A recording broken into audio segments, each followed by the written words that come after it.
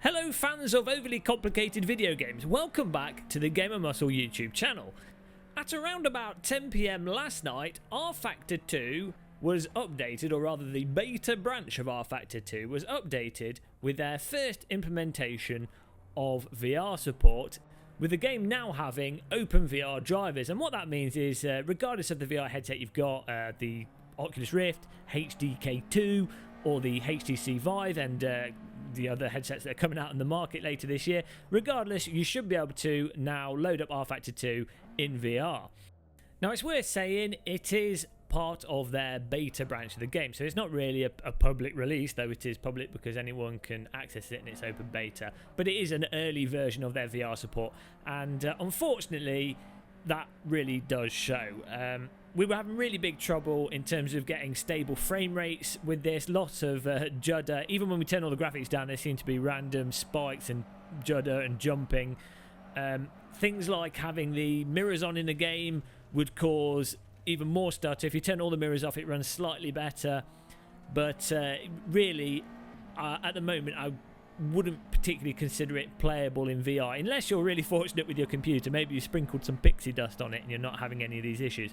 But with our i7 6700K overclocked to 4.3 gigahertz and our GTX 1070, which is normally runs Assetto Corsa, iRacing and Race Room, Live for Speed, which obviously would run on a graphics calculator at this point in time, but it runs all those games perfectly fine in VR, 90 plus FPS constantly on medium graphics.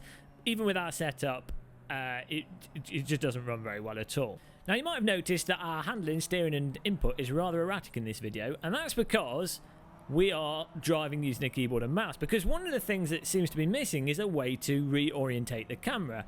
And with our setup, I could only get the game to display on the front of our VR space. I couldn't use the reset seating position button. Normally you get that by holding down the Steam VR button. Control space didn't work inside the game to reset it, and I couldn't find any other bindings to reset the view. Hopefully that's something that will be made clear or fixed later on. Now, in terms of the actual interfaces and menus, what is nice is they are actually in the VR headset. Once you've gone through the launcher initially and launched into the game, everything there is floating in front of you in the void.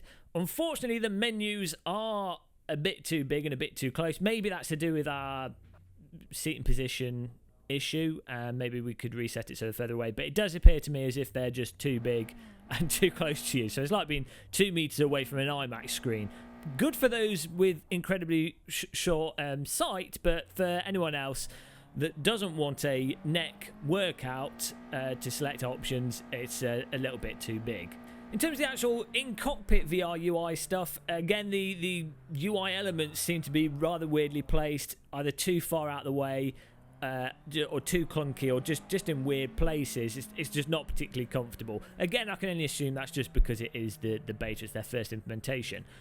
I think the big positive to take away from this, though, is that they've got the OpenVR in the game. They've got the game launching with OpenVR. They've got the menus launching in OpenVR, and it really is just a case of performance. Mostly is the crucial one, getting it so it runs smooth on moderate or decent spec systems. I mean, it's worth saying as well, in terms of the performance, even going through the menus when clicking on different menu options, that was causing the VR headset to stop and pause, which is really uncomfortable in VR. And so I'm not sure what is going on with the performance, but it just seems there's some funky stuff that maybe it is a case of, it'll be patched in the actual public version of the game. But if they get the performance working, the actual sense of feeling like you're sat in a car, as always, as we always say with driving simulators, is fantastic. And VR makes up in many ways for some of the other graphical shortcomings of Rfactor 2, in that it does look a little bit plain at the moment. Still, many of the tracks do look a little bit dated, but in VR, you kind of look past that because you're so much more immersed in the vehicle and what's actually going on, even when you're using a keyboard. So it's clearly early days for Rfactor 2 and its VR support. I think it'll be worth looking out for in the future.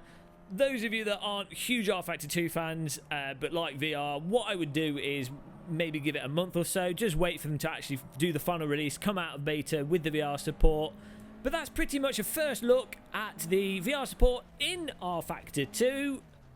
Thank you for watching, everybody. Don't forget to click the subscribe button, have a cup of tea, give us a like and drop a comment. I will see you guys in the next video we do. Until then, goodbye.